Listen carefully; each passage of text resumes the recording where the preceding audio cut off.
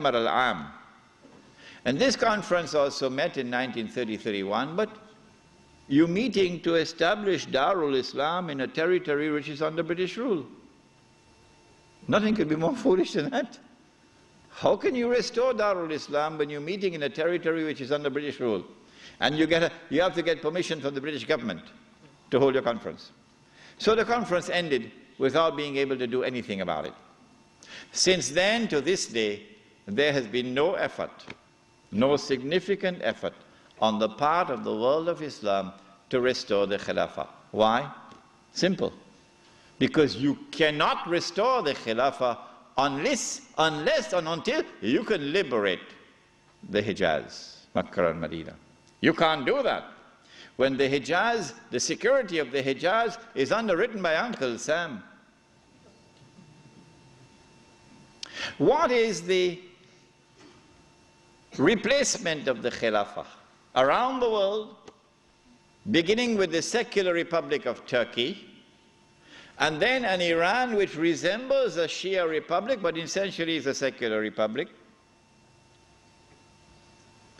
and then the secular Republic of Pakistan, which of course has now become the American Republic of Pakistan. And then in 1933, the Republic of Saudi Arabia, but they're parading as a monarchy, but it's actually a secular state, because it has all the trappings of a secular state. A secular state has territorial sovereignty. The state of Saudi Arabia has territorial sovereignty. A secular state has citizenship. Once upon a time when I went to Mecca, I was Muslim. And the only difference between me and my fellow Muslim who was resident in Mecca was that I was Musafir and he was Sakin. Other than that, we're the same. But now, I am a foreigner. If this is not bid'ah, I should change my name. I am now a foreign national. And they are Saudis. And all the oil that Dajjal discovered underneath the soil belongs to them. They own it. So what about Abdulaziz ibn Saud's proclamation that this entire land belongs to the world of Islam? That's forgotten. That's why they hate me for reminding you of these things. The entire world is now embraced, the entire world of Islam is now embraced by the modern secular state. Now let me say to you before I leave Australia, any Muslim, whenever I talk on two subjects, a lot of people now begin to behave strangely towards me.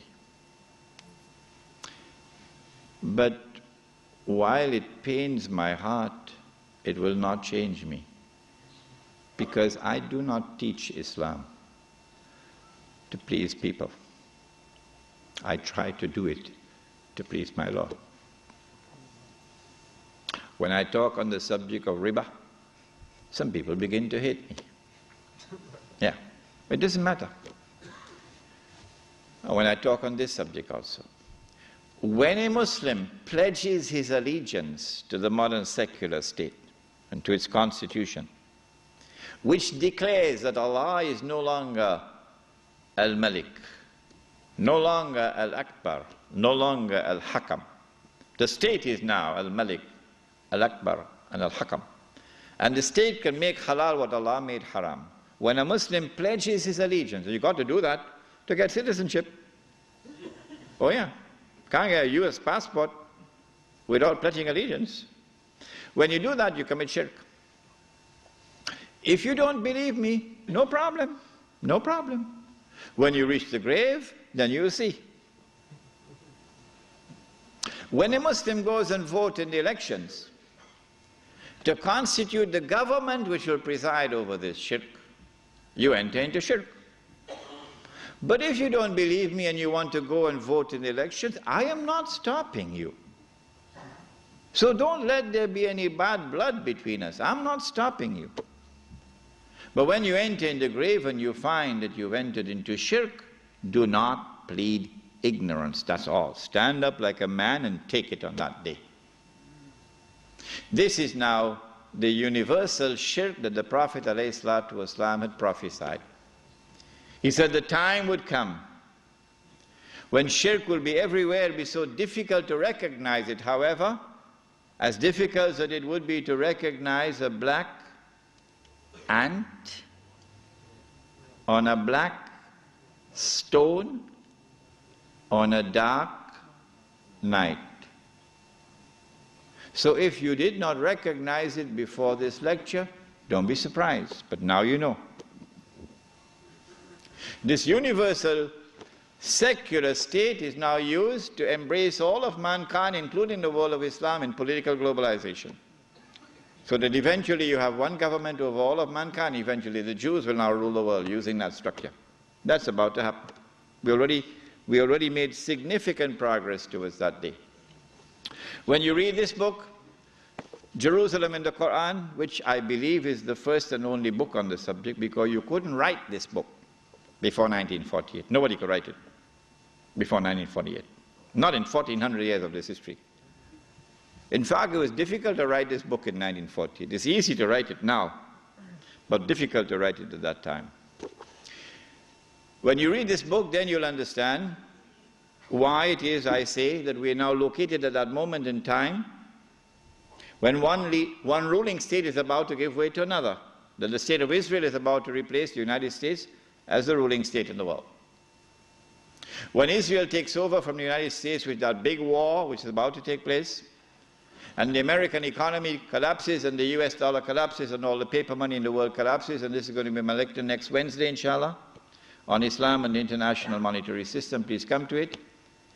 Then we see that transfer of power. Israel takes control of the oil, for example, of the Middle East.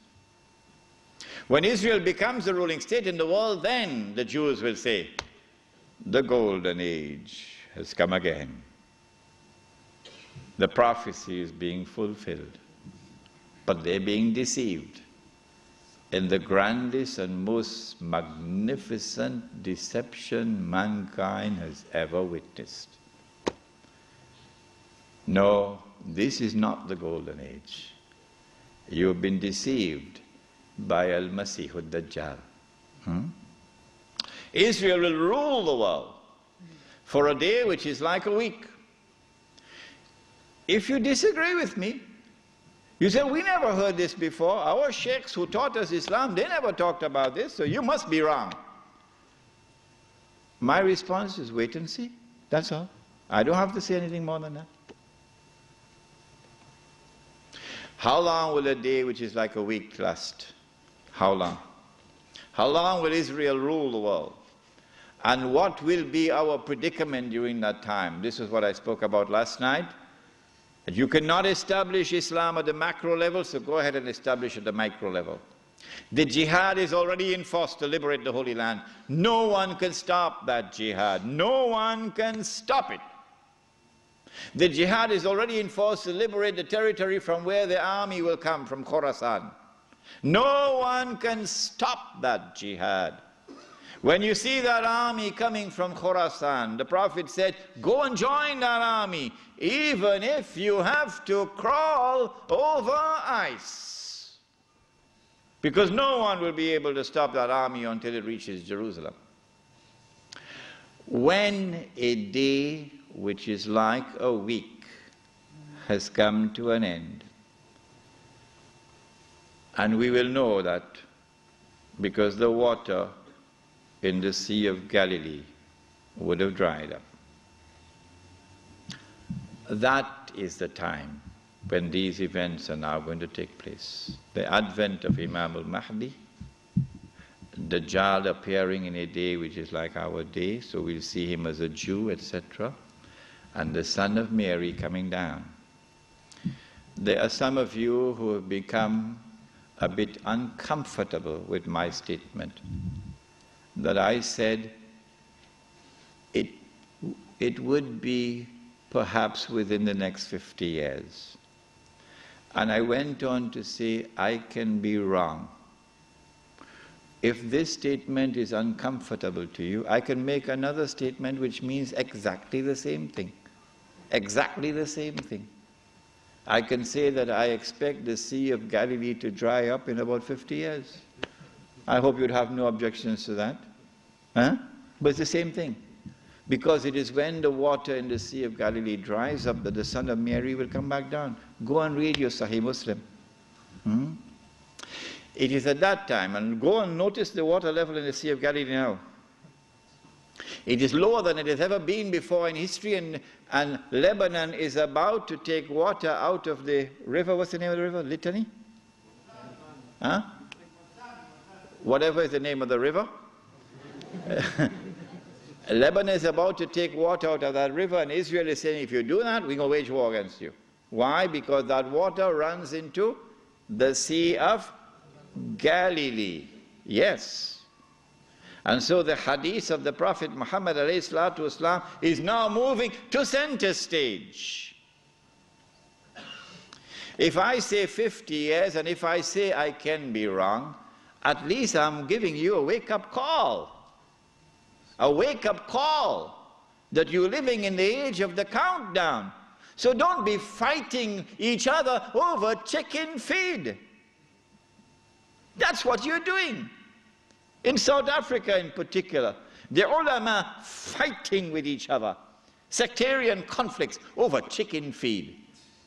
While this hugely important subject is so far away from them, it is unbelievable. When the water in the Sea of Galilee is drying up, and the state of Israel has ruled the world for a day which is like a week, then in Sahih Muslim we are told, a Muslim ruler will die and there will be disagreement concerning succession. And then a man is going to come out of Mecca. His name will be my name and his father's name will be my father's name, said the Prophet ﷺ. He'll have a broad forehead and a large nose. And he'll be known as Al-Mahdi. And he'd hurry from Medina to Mecca.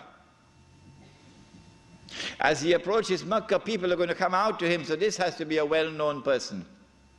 Not some obscure non-entity, a well-known person. When the people of Mecca come out to him, they'll force him to accept the bay'ah, the oath of allegiance which legitimizes the leadership of the Amir al-Mu'mineen, bay'ah. He will accept the bay'ah at the Kaaba and then proclaim himself to be Al-Mahdi. It is only then that you would know that Al-Mahdi is here. So stop asking these foolish questions. Is he born already? Is he in Lebanon? Or maybe in Indonesia? That's foolishness. Al-Mahdi cannot emerge until Israel has become the ruling state in the world. Al-Mahdi cannot emerge until Dajjal has completed his mission. Al-Mahdi cannot emerge until this state of Israel has ruled the world for a day which is like a week. Al-Mahdi cannot emerge until the water has dried in the Sea of Galilee. So stop these foolish questions. He proclaims himself to be the Mahdi. There are going to be eclipses of the sun and the moon that month. But there have been eclipses of the sun and the moon in the past. But after he proclaims himself Al-Mahdi, he's going to be attacked from an army, with an army from Sham. That army comes down to the south, and armies are under the control of governments. And when that army is between Medina and Mecca going down south, the earth is going to open and swallow that army. That is the sign of all signs. Beyond a shadow of a doubt, validating the claim of this man that he is the Mahdi.